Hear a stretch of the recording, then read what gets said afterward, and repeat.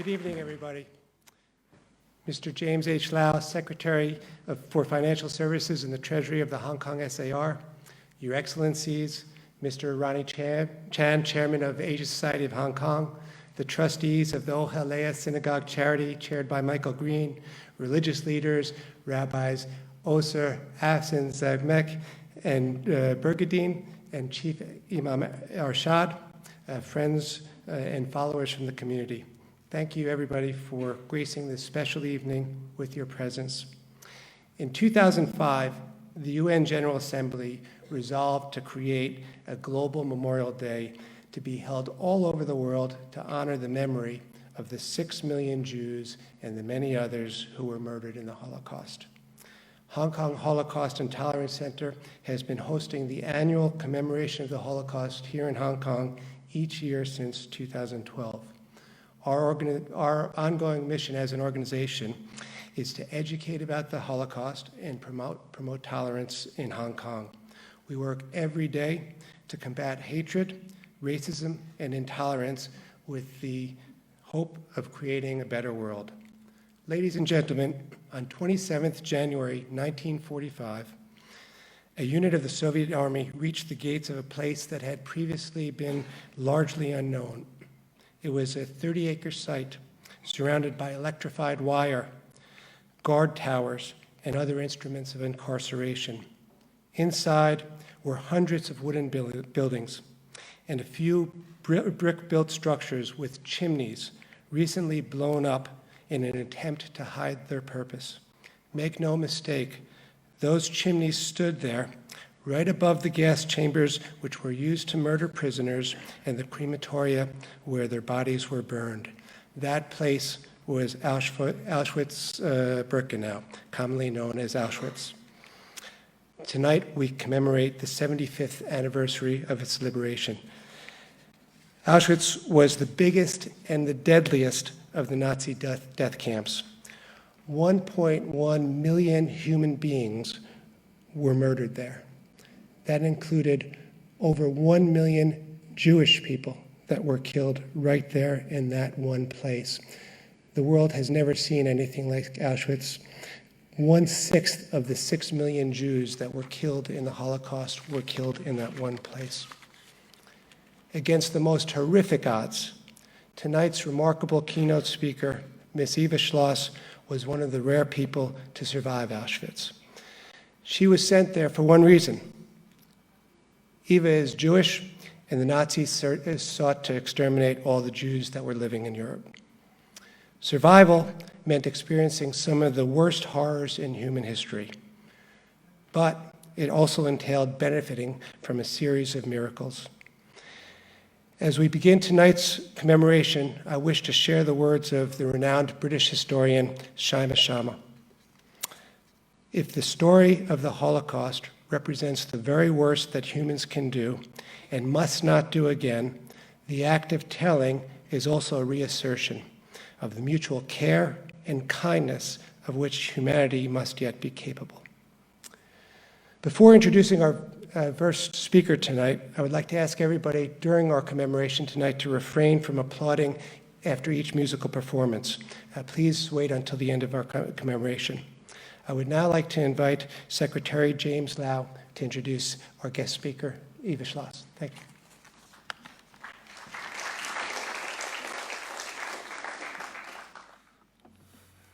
Consul General Hoover Spieler, Excellencies, religious leaders, distinguished guests, ladies and gentlemen. I'm delighted to be with you here today at the annual United Nations Holocaust Memorial Day commemoration organized by the Hong Kong Holocaust and Tolerance Center. First, I would like to congratulate the Center for hosting this event. It is important that we reflect on history to prevent anti-Semitism, discrimination, and genocide, and to advance tolerance and understanding among people around the world. This year marks the 75th anniversary of the liberation of the Auschwitz-Birkenau extermination camp, and it is a great honor for me to introduce a survivor, Ms. Eva Schloss, as our keynote speaker tonight.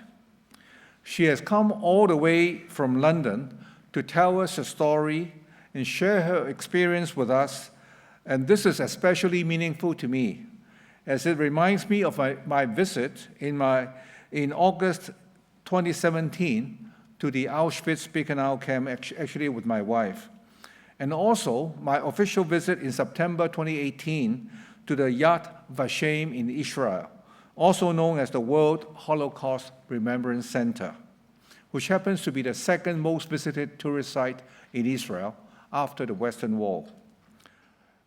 Eva was born as Eva Geiringer in Vienna in 1929. As a child and teenager, her life was turned upside down when she and her family became victims of the Holocaust.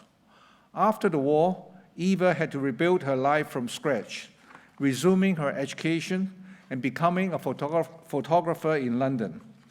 She married Zvi Schloss in 1952, and she is blessed with 3 daughters and 5 grandchildren. In the 1980s, Mrs. Schloss started to share her experience as a Holocaust survivor and has since become an accomplished author of 3 widely acclaimed books that tell her story and pay tribute to the millions that perished. Today, at 91 years old, Eva is as active as ever in educational initiatives all over the world, including the Anne Frank Trust UK, which she helped to establish. She has also worked with a large number of organizations and foundations all over the world to foster Holocaust and tolerance education. Eva, it is a great pleasure to have you with us, and welcome to our great city of Hong Kong.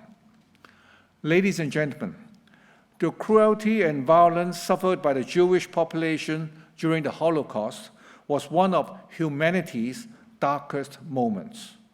As we were here tonight, Eva lived through the most violent stage of the Holocaust, the so-called final solution, which aimed to eliminate the entire Jewish population of Europe.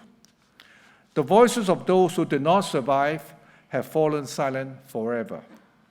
It is therefore important for us to hear and listen to what survivors have to tell us, allowing us to know and remember and pay tribute.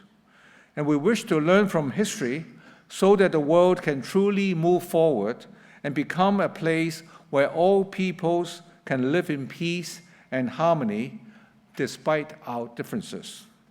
Eva, we are immensely grateful for your visit to Hong Kong, and we greatly look forward to hearing your keynote address. Thank you.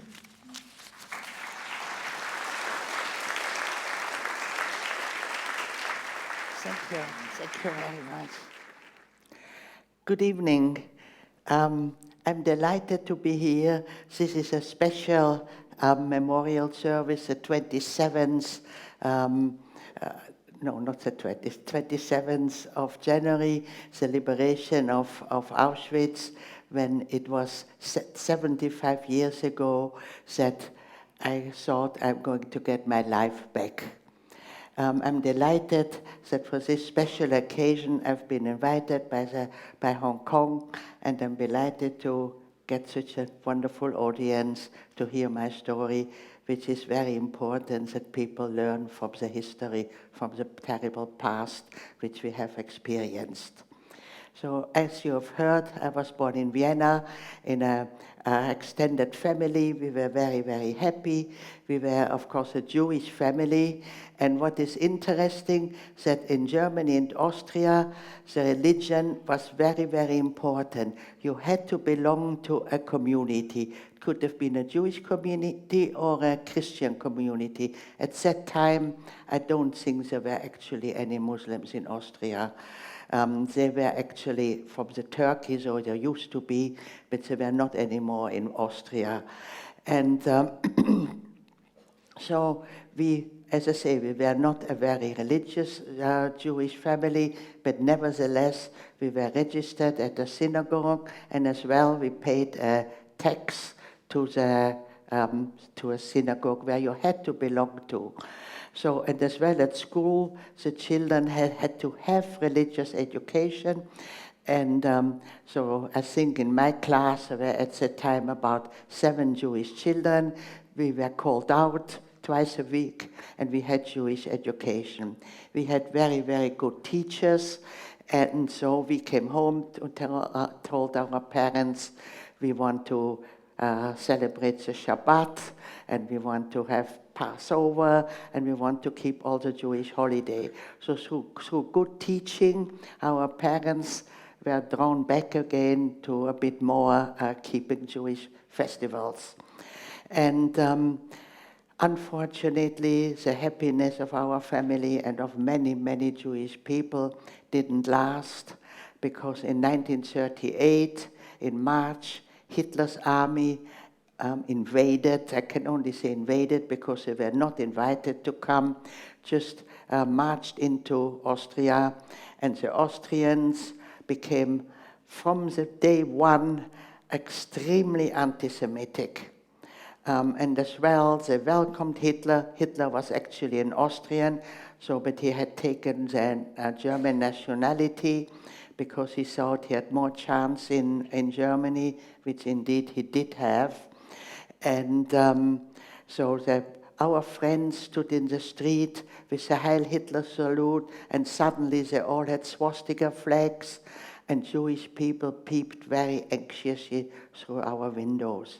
Because by that time in Germany, many, many Jewish people had already lost their job, had even been taken to concentration camps, not death camps yet. The building of death camps came actually a few years later. But one of the biggest camps at the time was Dachau, near Munich, where it was actually built more for communists. So there was a lot of street fighting in the streets, because Germany and Austria had become very, very poor. And if upon this poor, communism has a better chance to succeed. So there were actually lots of communists. And Hitler, of course, was fighting the communists as well at first. And so when they entered Austria, the next day already, we carried on as if nothing has happened. But my brother came, who was 12 years old. He came home from school. His clothes were torn. His face was all bleeding. He looked terrible. And when my parents questioned him and asked him, what on earth has happened to you? He said, my own friends did that, and the teachers just watched it happening. So, you know, it was really already a very, very anxious situation. The difficulty was that by 1938, all the countries in the world had closed their doors for more Jewish refugees. Occasionally, if you were a famous surgeon or a lawyer or an artist with a big name, you could get out. But if you were just an ordinary person, the gates were closed all over.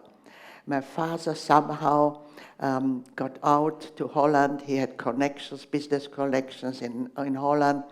And he said, as soon as I have settled, I'm going to try to get you all out as well. But a few months later, it became completely impossible. So we were stuck. Many people already started to be deported, first to Poland, to ghettos. So, and it was called, we are going to resettle you. Of course, it wasn't really meant resettling, but many people took a lot of things with them, thinking they started a new life somewhere else. But of course, in the ghetto, everything was confiscated. At the end, we turned out to be very, very lucky. We were able to get out, first to Belgium and later to Amsterdam. So during the war, in 1940, February 1940, my father got permission for us to visit him in Holland for 3 months. So we moved to Amsterdam into a furnished apartment, because when we left, we had to leave everything behind. We could just take a little bag with a few clothes. No, you were not allowed to take money, nor jewelry, and of course, not furniture or anything like that. Completely impossible. So it was a furnished apartment, and there was a piano, and my brother, he was at that time 14 years old. There was already a very good pianist. He could play the Rhapsody in Blue, Gershwin, a very difficult music piece by ear without music, and he composed, and he was a wonderful older brother. I was very, very, very attached to him. And life in Holland started very well. The Dutch people were very welcoming. I was a new child there in the area. Everybody wanted to know where I'd come from. And one day after school, a little girl came to me and asked me my name and where I came from. And I told her from Austria. She said, oh, you can speak German. I can't speak German anymore. My name is Anna Frank, but I'll take you up to our apartment. It was opposite ours, and that my father can speak German to you. So that was already in the beginning. I met Otto Frank and his wife and Anne's older sister, and we became friends. We were not best friends because I was actually a tomboy. I liked to play with the boys, and Anne was a very sophisticated little girl. She was very interested in her hairstyles, as well in the clothes. She always came with a different dress. And as well, when I told her I had an older brother, she said, "Oh, when can I come and meet him?" Because when you read the diary, I'm sure a lot of you have read it, she does mention a lot of her boyfriends which she had. She got her famous diary on her 13th birthday. But so we settled in Holland. Of course, we knew we might have to leave again, but there was actually no chance to that, because in May 1940, Hitler invaded Holland. And there was a very, very short war. You know, the Dutch had a very small army, and were not able to fight against the big German might. And as well, that was the very first time in this war, in the Spanish Civil War, of course, many cities had been bombed, but in this war, for the first time, a civilian city had been bombed, Rotterdam, with a big harbor and 10,000 of casualties.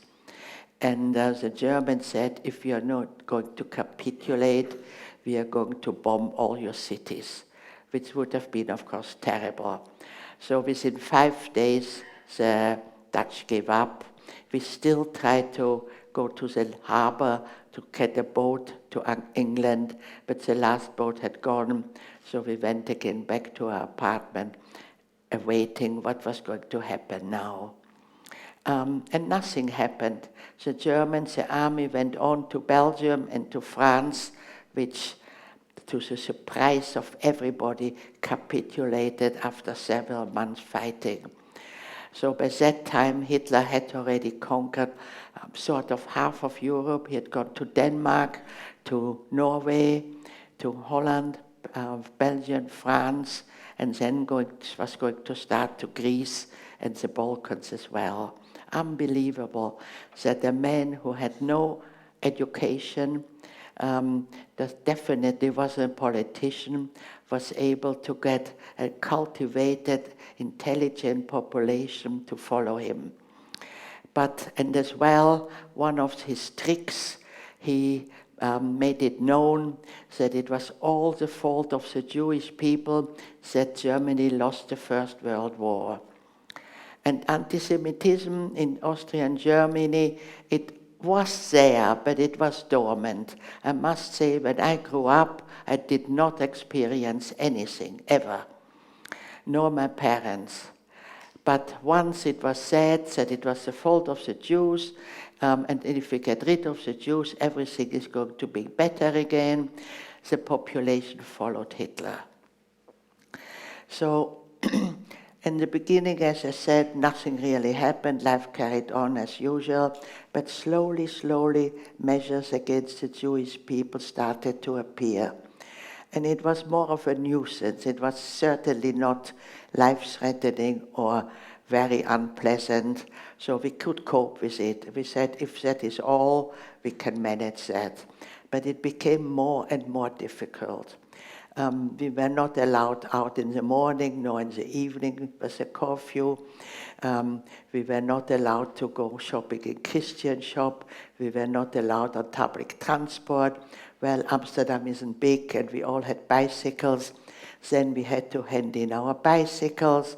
Then we had to hand in our radio. And then we had to wear the yellow star. That became already more dangerous, because it meant if you walked in the street, if a Nazi passed you, didn't like your face, or he was in a bad mood, he could just arrest you and you were disappearing and people would never hear from you again. So it became already a bit dangerous. And indeed, one day they rounded up, they circled a part of the city and arrested all the Jewish men and boys with the Jewish star. Was easy to recognize who were in this area. And those people were taken away and we never ever saw them again. So you can imagine it became scary to go out, to go shopping, to go to school. Then we had to leave our schools and go to Jewish schools. By itself, perfectly all right. I went here to a Jewish school, which was a wonderful experience. But Jewish schools meant that the Nazis went there, they came with trucks, went into several classrooms and told the children, go downstairs, there is a truck, and you go on it. In the afternoon, the parents waited for the children to come home, and they didn't turn up. So they went to the local police, even to the Nazis, didn't get any information. So children were never ever seen again alive. Only after the war did one hear that they were sent to Mauthausen, which was a horrific Austrian death camp with cliffs, and they were just thrown down from the cliffs. But as I say, we didn't know anything about that, but nevertheless the children had disappeared. So, and like this, life became very, very difficult and dangerous.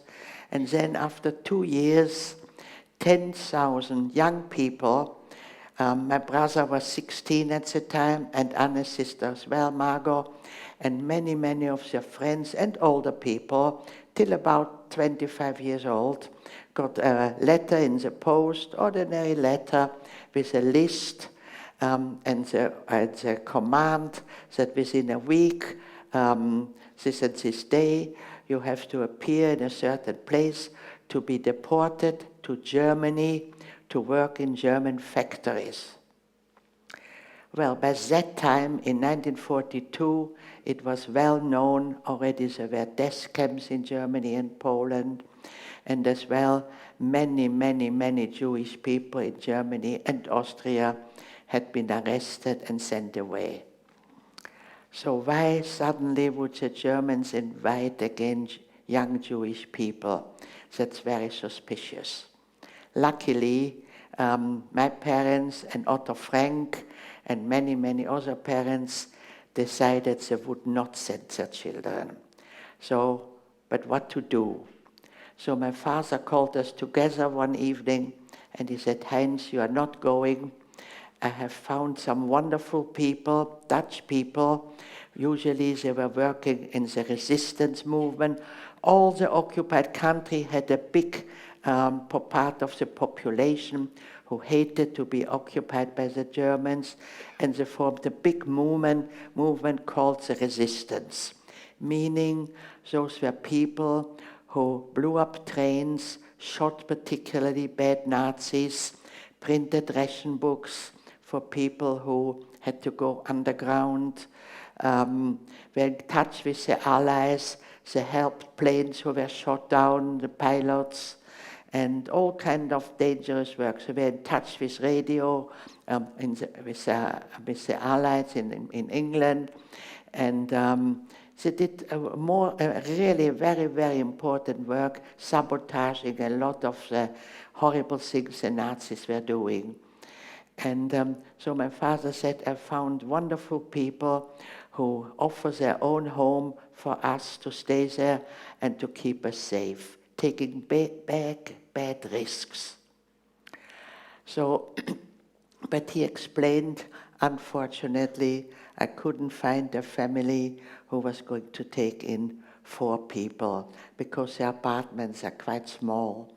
So nobody lives in houses.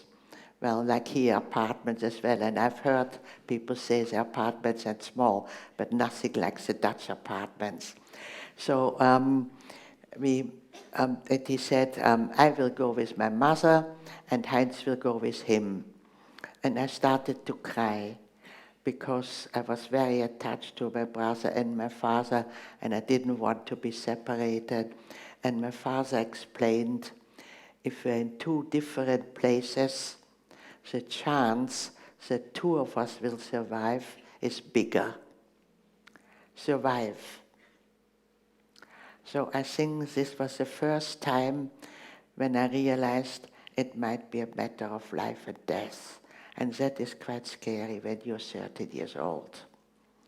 So this is what happened after the few days. We packed a little bag. Of course, we didn't want to take much because people would see if we walk in the street. No star, of course, which was very, very dangerous.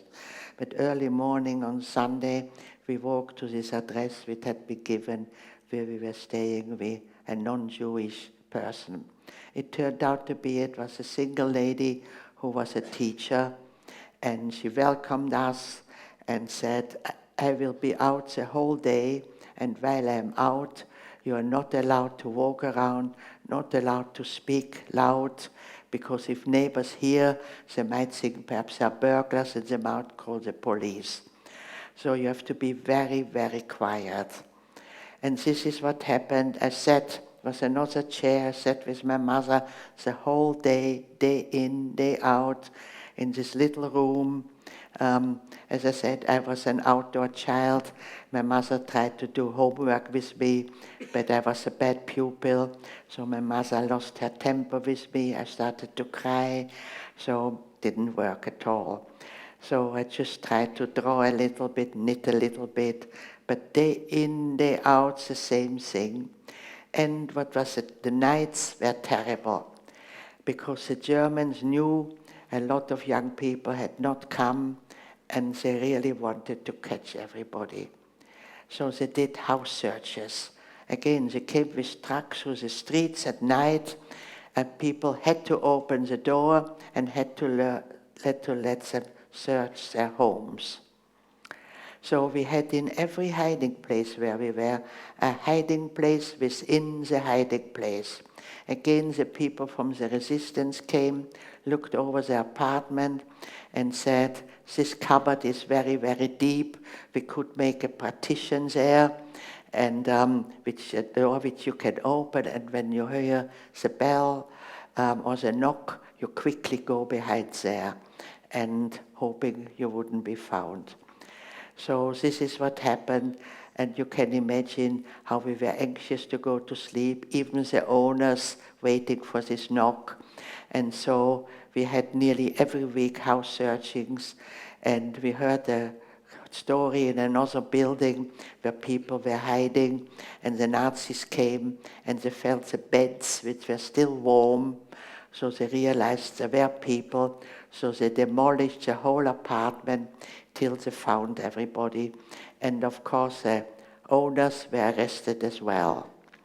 Well, if people hear this story, they said to us, you know, I can't take the tension any longer, I don't dare to sleep, and you have to find a different hiding place. So in the 2 years we were hiding, we were perhaps in 6 or 7 different places. And everywhere we had a hiding place within a hiding place. And after 2 years in hiding like this, my father and my brother were in the country, not far from Amsterdam, and he phoned my mother, and he said, the woman where they are staying is blackmailing them for more money. And if you can't work, our savings had gone down, and my father said, I have not much money left, and if the war still lasts much longer, she'll throw us out anyway, so please find another hiding place, because maybe I'm in touch with people from resistance in Amsterdam.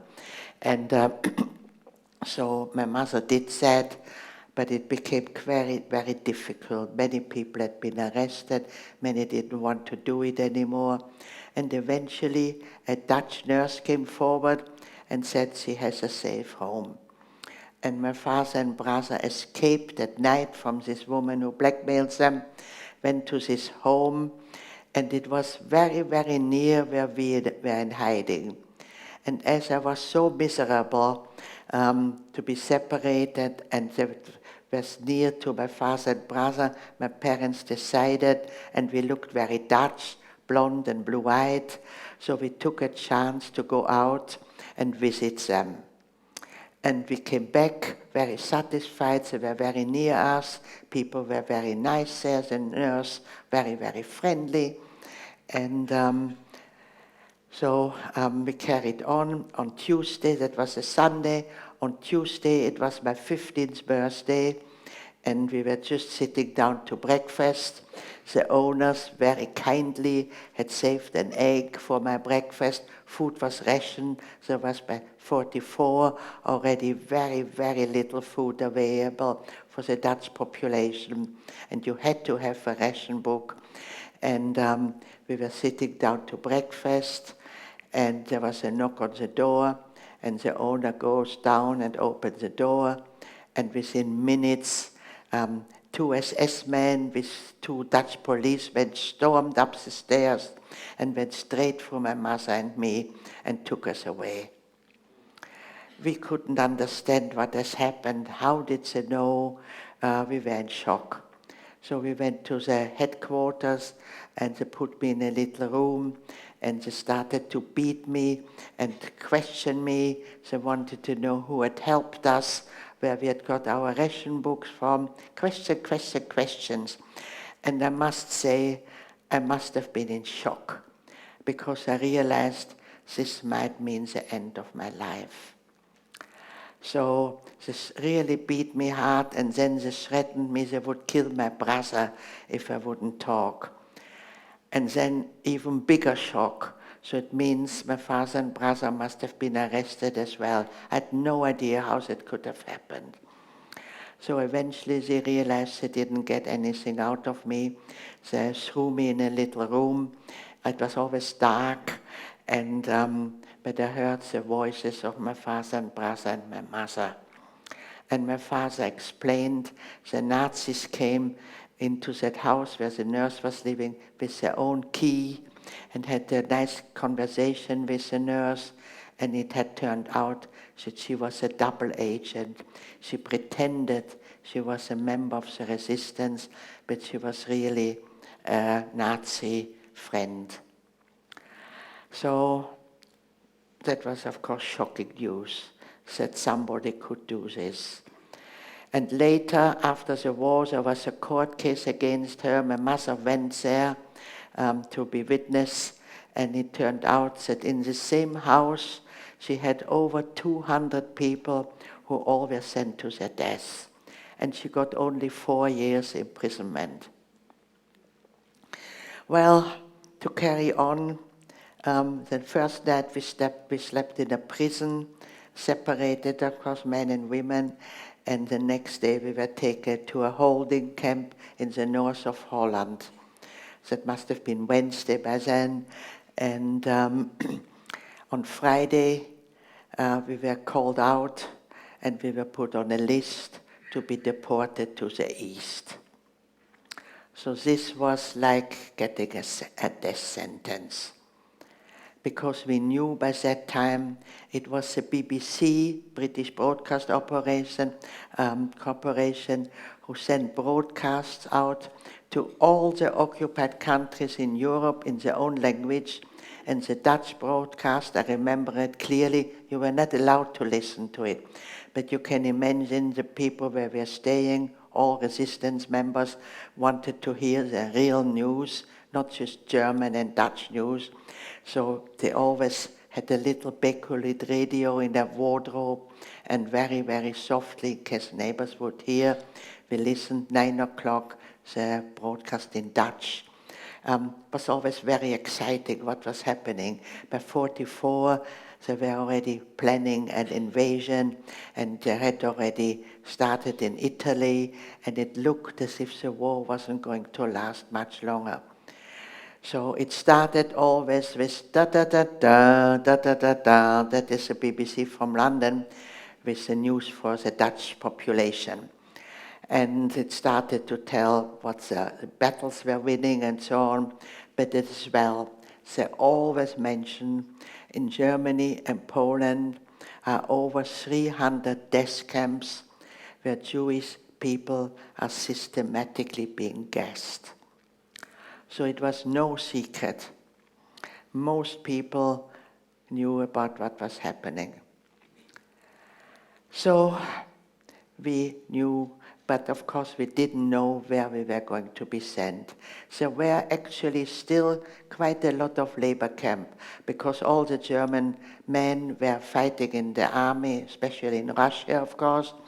And So they needed people to work in camps, and those were as well forced labor people, as well not only Jews, Polish people, even Dutch people were picked up from the street and sent there, but as well they needed more Jewish people to work there as well.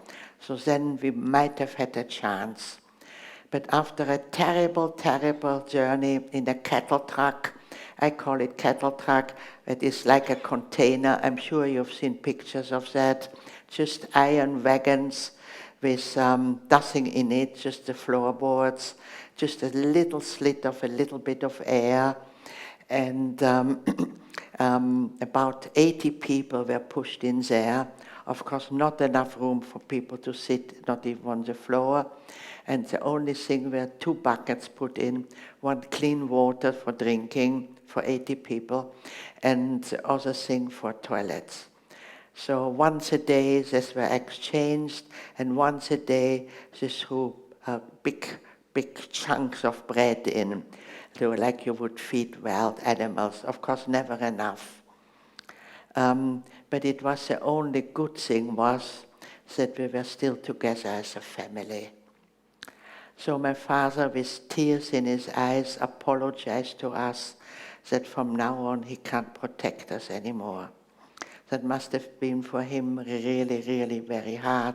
As a proud family man, no power how to look after his own family. And my brother, I told you, he was such a wonderful musician, but in hiding, of course, he had to be quiet. So he started to paint. And he told me before they escaped from this house where the woman was blackmailing him, he hid the painting under the floorboards of this house with a notice on it, this belonged to Heinz and Erich Geiger, and after the war, I'm coming to pick it up again.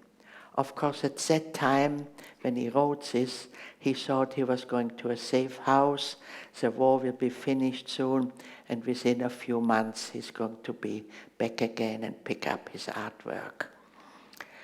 So as I say, this was the last time we were together as a family, and eventually the train stopped, and we heard shouting and dogs barking, and the doors were slit open. It was a beautiful May day, blue skies, sun was shining, we breathed in air, freedom, but of course it wasn't freedom at all. We realized we were in Auschwitz. There was a big sign on the platform, Auschwitz, and we knew what this meant. So we jumped down, and the next command, men and women to different sides. If you've ever been to those camps, there was Auschwitz, was a huge, huge camp, which is, the whole area is called Auschwitz. That was a men's camp, but Birkenau was just as big, but it was built much later, and it was just wooden barracks with no facilities in it whatsoever. And then there were a work camp called Molloway and some other smaller camps, but it was a huge, huge complex. So in the beginning, of course, we didn't know at all. We were disorientated after this terrible journey, but we had to say goodbye to our menfolk. You can imagine what a scene that was. Many people assumed, and it was true, would never ever see each other again. So my father, who was not really a religious man, took me by the hands and looked at me so sad with tears running down his eyes and said, God will protect you. And then the men were taken away from us and they marched to Auschwitz. It was about 3 miles from our part of the camp. And then there was silence. Nobody spoke anymore, and we heard whispers, Mengele is coming. Mengele, don't know if you've heard, he was a proper medical doctor who supposed to look after people, but he was there to decide who was going to die and who was going to live. Meaning a selection was taking place. So we had to stand in rows of 5, then he came, and in a fraction of a second, just glancing at you, he decided this side or this side. life or death. The first miracle happened. My mother had been given in the camp, this holding camp, a hat and coat. I was just still in the clothes I'd been arrested in. And the hat had a big rim. And my mother gave it to me. And when Mengele looked at me in a second, obviously the sun was high, a shadow had fallen on my face. He didn't see how young I was. So I passed this first selection. We lost about half of our transport, meaning all children, all babies, toddlers, older people. They don't ask the age, it just depended how you looked. And some people had been sick on the train and looked very pale, so they too went to the wrong side. Of course, they didn't say wrong side and good side, but we made out because all the younger and older people went that side, those people who were perhaps not able to work. So, and then we entered the camp. You might have seen this picture with the tower and all the gate posts on top. There was always electrified barbed wire around it, and on every few meters there was a watchtower where a soldier sat with searchlights going around all the time. So we were really, really checked every minute of the day what we were doing. The whole camp was surrounded with very strong current, electrified. Because occasionally, if somebody couldn't bear it anymore and wanted to end their life, the only way to do this was to throw yourself against that. And then people burst into flames, and we heard some horrific cries. I've seen it 3 times happening. But that must be the people were completely desperate and couldn't carry on with this terrible, terrible life. So we were herded in like cattle in this big barrack.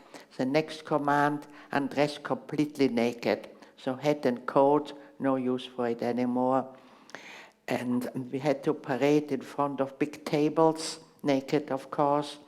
And we were tattooed with a number, and we were told, if ever we want you,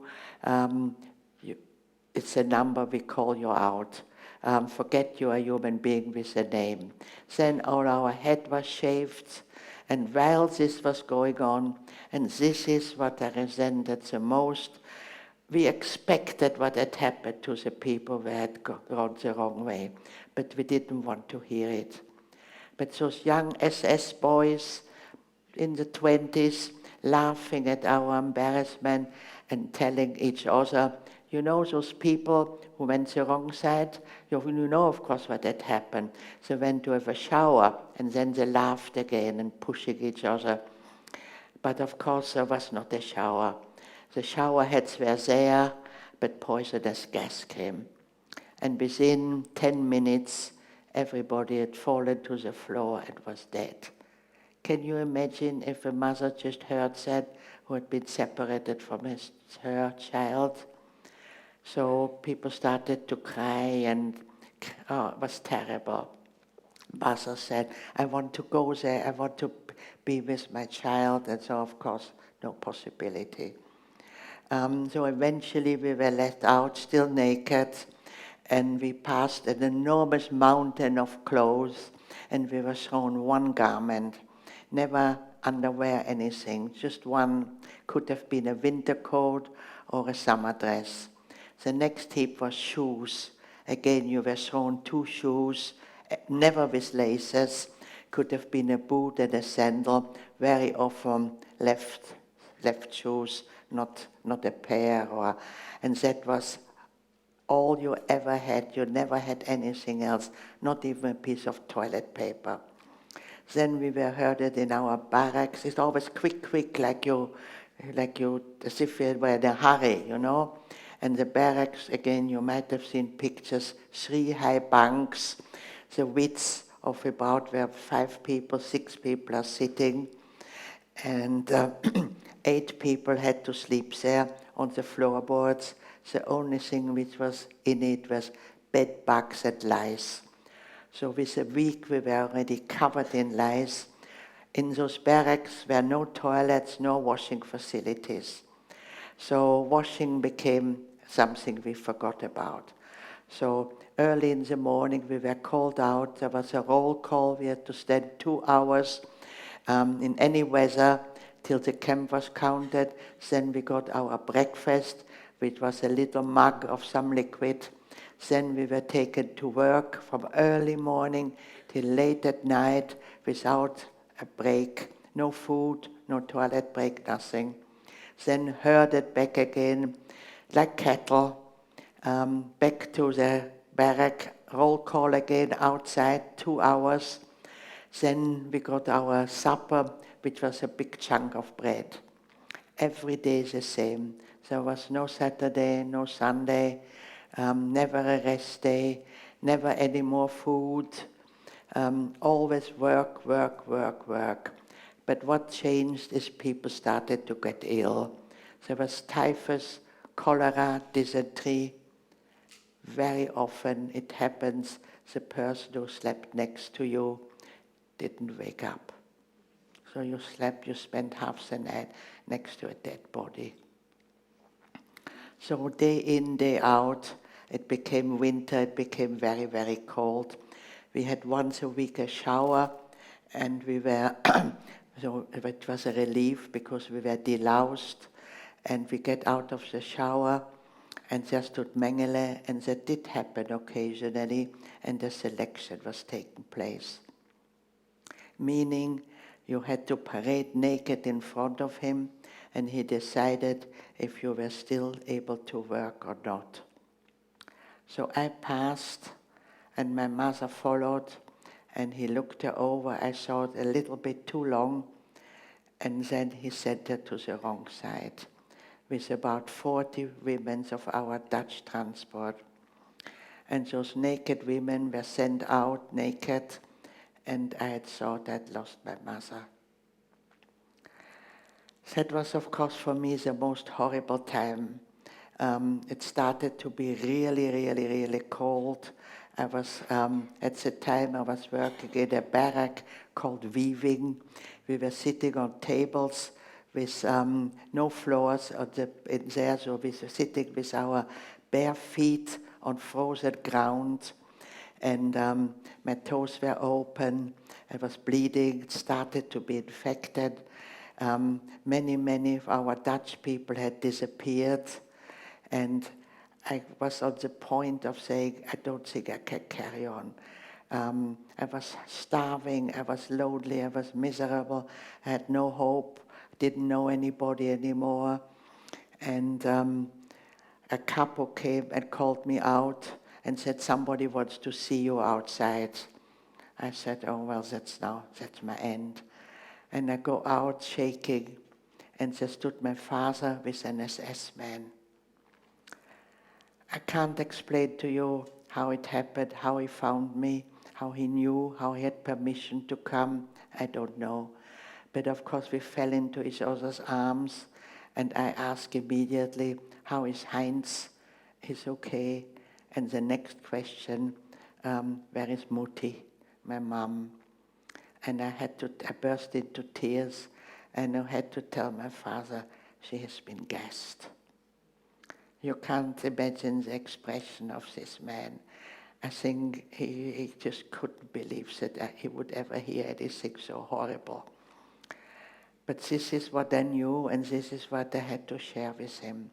I still saw him once, and then never again anymore. In the meantime, of course, we did not know the Russians were approaching. And the Nazis, of course, didn't want to fall in the hands of the Russians, so they started to evacuate the camp. Every day, many barracks were emptied, and the people disappeared. And as well, many of the guards disappeared as well. And sometimes, in Birkenau, there was A, B, C, D camp, all separate with electrified barbed wire and a gate, not to the outside, but to the inside of the camp. And some of those gates were open because the guards had gone. And so one day I walked around again, not knowing, trying to find perhaps somewhere a few of crumbs or anything. And I saw some Dutch people from our transport coming towards me. And when they saw me, she said, "Oh, Eva, what good that we see you. We have seen your mother." I didn't want to believe it, but it was true. My mother had somehow been saved, and I was able to get to her, and you can imagine we were reunited. And I told her, of course, that my father and brother were still all right, so we had great, great hope. The war will end soon, the Russians will come, and we will be together again. So one day, and the Germans still took everyday people away from Bergen, Auschwitz. And one day in the morning we woke up, and it was very, very quiet. No dogs barking, no Nazis around. And we realized the Germans had fled, but we were for 10 days on our own till the Russians came. So this is what we celebrate now, the liberation of Auschwitz by the Russian army. And, you know, they came, looked after us, and I thought I'm going to get my life back. But it wasn't that easy. The Germans were still fighting. The Russians left again from where we were, so I decided I would go to the men camp, to Auschwitz, try to find my father. I only found Otto Frank there, who had been arrested as well. He wanted to know about his family. Of course, I'd never seen them. And then the Russians decided they would take us out of danger zone. We would go eastwards. Because January, February was still big fighting. And so we traveled with the Russians till Odessa. It's interesting to look on a map, which is the Ukraine, and there we waited till the end of the war. So that was then May, and when that came, of course, we realized we had made it. Otto Frank was with us as well at the time. And of course, we were very, very anxious to go back to the West.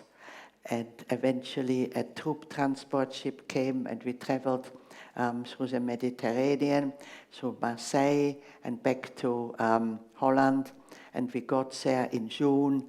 So from end of January till June, we were always traveling. And there we waited for news of our family. And Otto Frank got this as well, that his whole family had perished. He was 57 years old, and when he came to tell us this, he looked like a ghost, and my mother and me said, "How can this man carry on? He has nothing to live for." And then we got as well a letter from the Red Cross, very informal, no sympathy.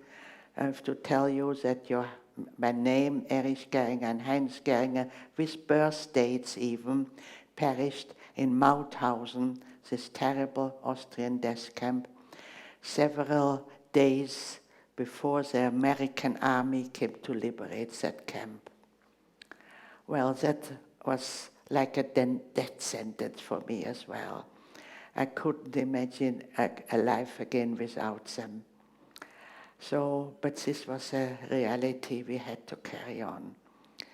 And Otto came very often to our house, and he, who had lost everything, had no hatred, and I was full of hatred. And I went back to school. I didn't join with when the kids had a party or so. I was very, very, very miserable. And when I finished school, I didn't really care what was going to happen with my life. And Otto and my mother, they became quite friendly. They helped each other. Otto and my mother decided I should become a photographer. And I didn't really care, but I was very, very miserable in Amsterdam. And Otto knew somebody in London who had a photographic studio. So he got me a job there for a year.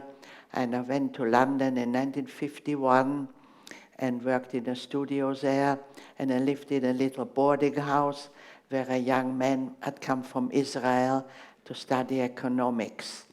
And at that time, the English people didn't like foreigners, and so nobody really made friends with us, so I got very friendly with this Israeli boy. He said he was Israeli, which he wasn't, and I told him I was Dutch, which I wasn't. I was actually stateless.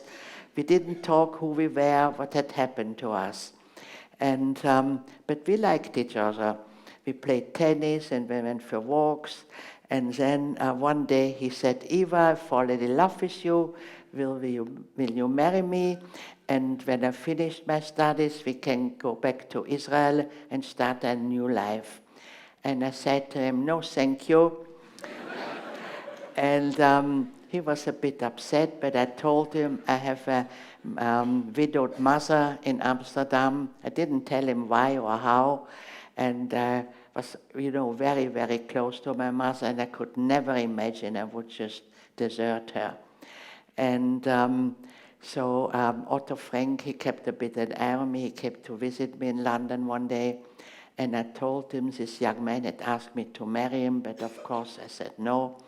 And then he became a bit embarrassed, and he said, your mother and me have fallen in love as well, and once you get settled, we like to get married. So I went back to this young man and said, well, you can marry me now, which we did. We went to Amsterdam to get married because in England we didn't know many people. But when my mother met him, she asked him not to take me to Israel because I was the only child she had, the only person she had left, and it would be a bit far. And when we have children, she would perhaps not able to see them. So we decided we'd stay in England. So from this 1 year, it turned up many, many years. We were married for 63 years, always living in England. And we have 3 daughters and 5 grandchildren, and life carries on. But I didn't speak for 40 years about my experience. Only in 1986, for the very first time, did I start to speak. And that is not particularly for me. This is what most Holocaust survivors will tell you. It was too difficult to tell other people, especially your family, what terrible things you had suffered. So this is the story in a nutshell. I had to leave out, of course, many, many terrible details, but I think you could get an imagination what it was like. And till this day, I appreciate that I am a survivor, that I was able to make it, which was certainly never the intention of the Nazis to make any Jew stay alive. So, and I travel now, and I'm very happy I've been invited here to come to speak on this special day. And for me, the 27th will always be a special day to remember how suddenly life changed. Not a lot for the better yet, but nevertheless, I got my freedom back. Thank you very, very much. You've been a wonderful audience. And I've written 3 books in the meantime. The first is called Eva Stories. That is very raw, very interesting, because my mother was still alive and she explains herself how she was saved. And then the second book was called The Promise, because my brother, being so artistic, was very much afraid of dying, and my father promised him that he will never be forgotten, even if he had a short life, because whatever he has achieved, and he has achieved a lot, because I did find the paintings under the floorboard. They donated them to the Resistance Museum in Amsterdam, and now we are going to getting an exhibition here about his life and his paintings. And we have as well copies of his paintings. So when you look at it and remember him, this is what he will be happy about, that he has lived a short life on this earth, but people will remember him. So thank you very, very much. And I hope we are going in the future, we are never ever going to have experienced those horrible, cruel, terrible things, which is unimaginable. I still can't believe that really could have happened, but unfortunately it is true. Every word I told you is true. Thank you very, very much.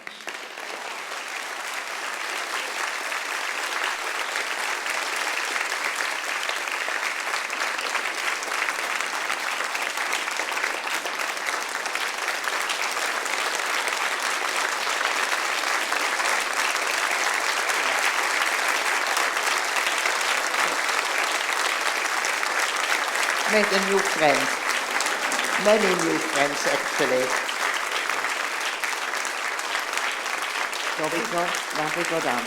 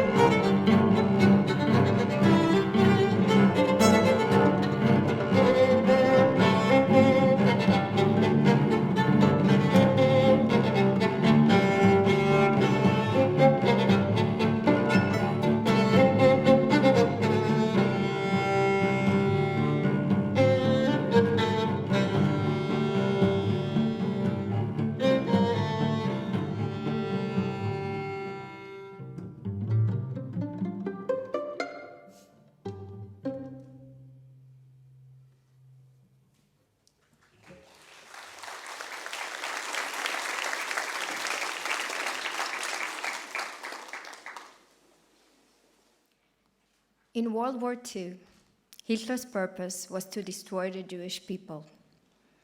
Yet, this week, we welcome in Israel 48 heads of state and leaders from around the world. They are all coming to Jerusalem to attend the events marking the 75th anniversary of the liberation of Auschwitz, the most horrific extermination camp in the human history.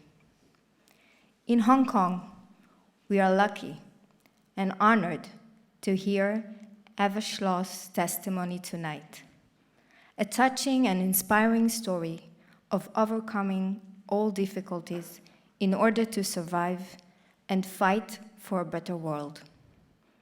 Thank you, Eva, for sharing your story with us tonight.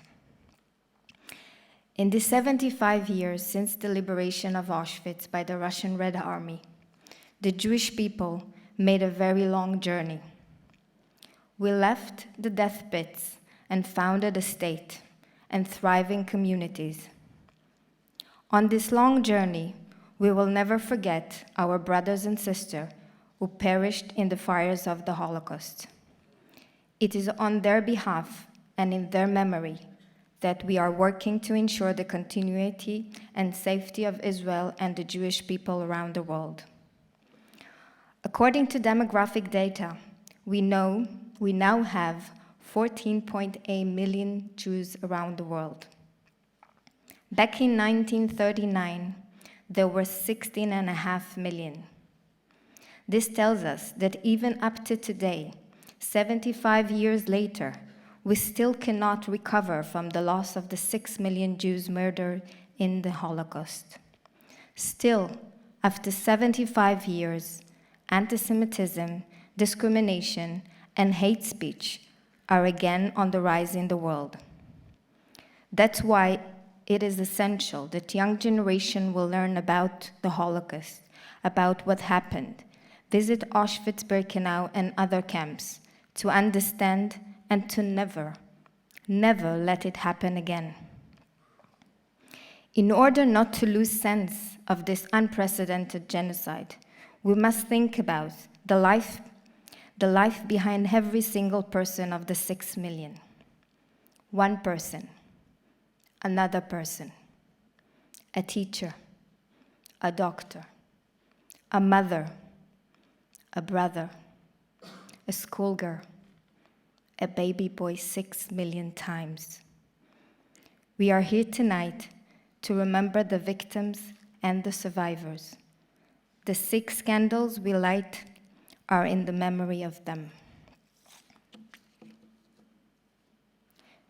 To remember the ghettos, transit camps, and transports, Mr. James Lau Jr., JP, Hong Kong Special Administrative Region, Secretary for Financial Services and the Treasury, will light the first candle.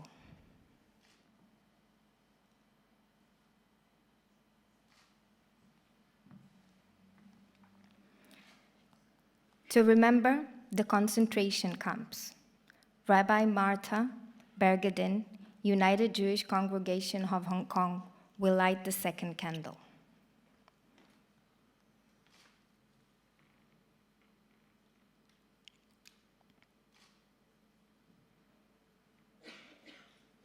To remember the killing sites, Mufti Mohammed Arshad, Chief Imam of Hong Kong, will light the third candle.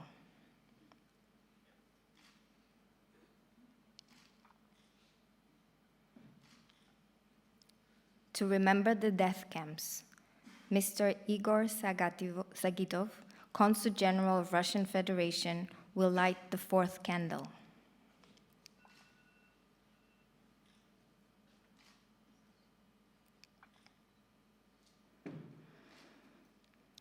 To remember the death marches, Ms. Annemieke Roygrock, Consul General of the Kingdom of the Netherlands, will light the fifth candle.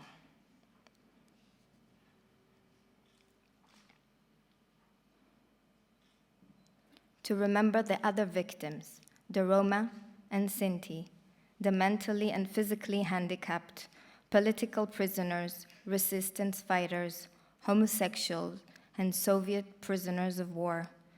Mr. Andrew Jeps, Group Training Development Manager and Senior Training Manager, Cathay Pacific Airways, will light the 6 candles.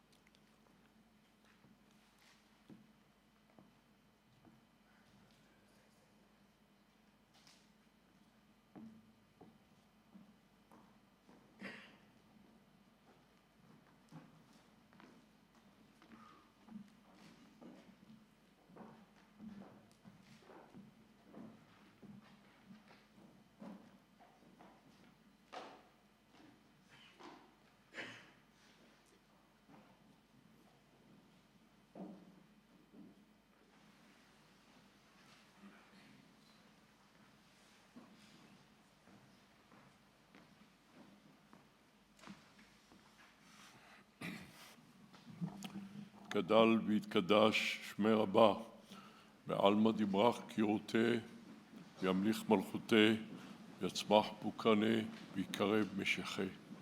בחייכון וביומכון, ובחיי כל עם ישראל, בעגלה ובזמן קריב, ואמרו אמן.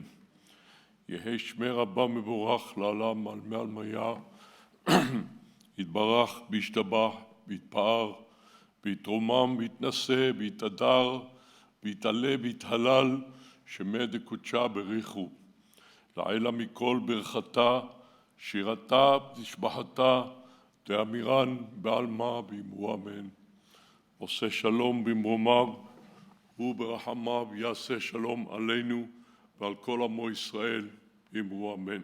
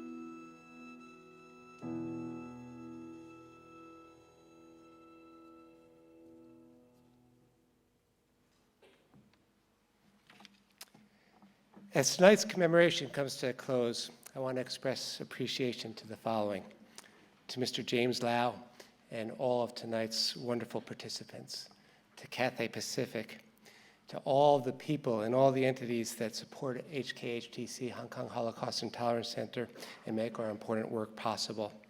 To our great HKHTC team that worked tirelessly over a period of months to arrange tonight's event. I especially want to thank Professor Glenn Timmermans, who has been amazing throughout, directing, curating, doing everything possible for tonight. I also thank Simon Lee, Dan Zawacki, and Debbie Winston. I think the last time these 4 people had a good night of sleep was in November. We have 2 other very important thank yous that we want to make tonight.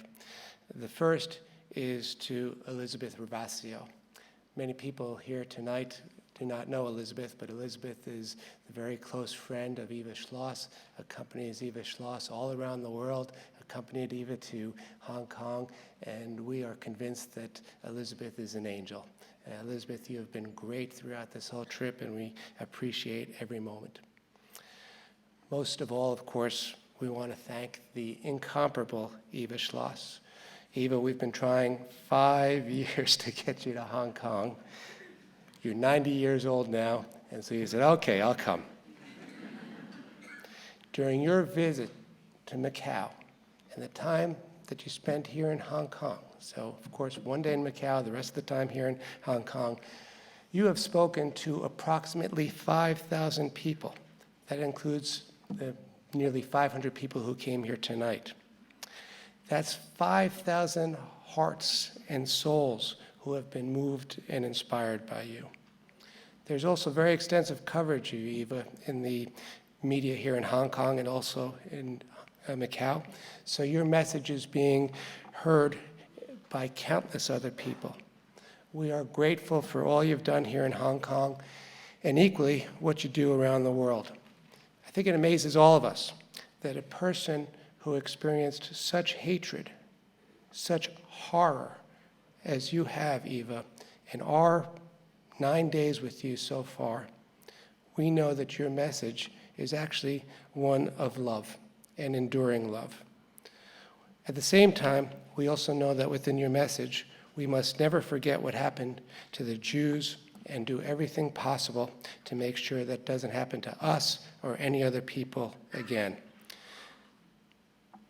For everyone here, if you're moved by what Hong Kong Holocaust and Tolerance Center does, by our work, and you wish to get involved in any way, we have so much more work to do. We have a lot of challenges here in Hong Kong. There are a lot of challenges around the world. The work is endless. Any support you can provide in any form can help make a very big difference. Finally, as we close tonight, and we've gone through such a very moving event and such a travel with you, Eva, through what you've experienced, there's also, as you've said, there is life that goes on and moves on. And one thing that we also know is coming here soon in Hong Kong is that we do have the Chinese New Year that's coming. And I want to take this opportunity to wish everybody here a happy Chinese New Year, where we all bear in mind what we've learned from you, Eva, and we can hope that here in Hong Kong and around the world, we have a peaceful and a good year. Thank you, everyone, and good night.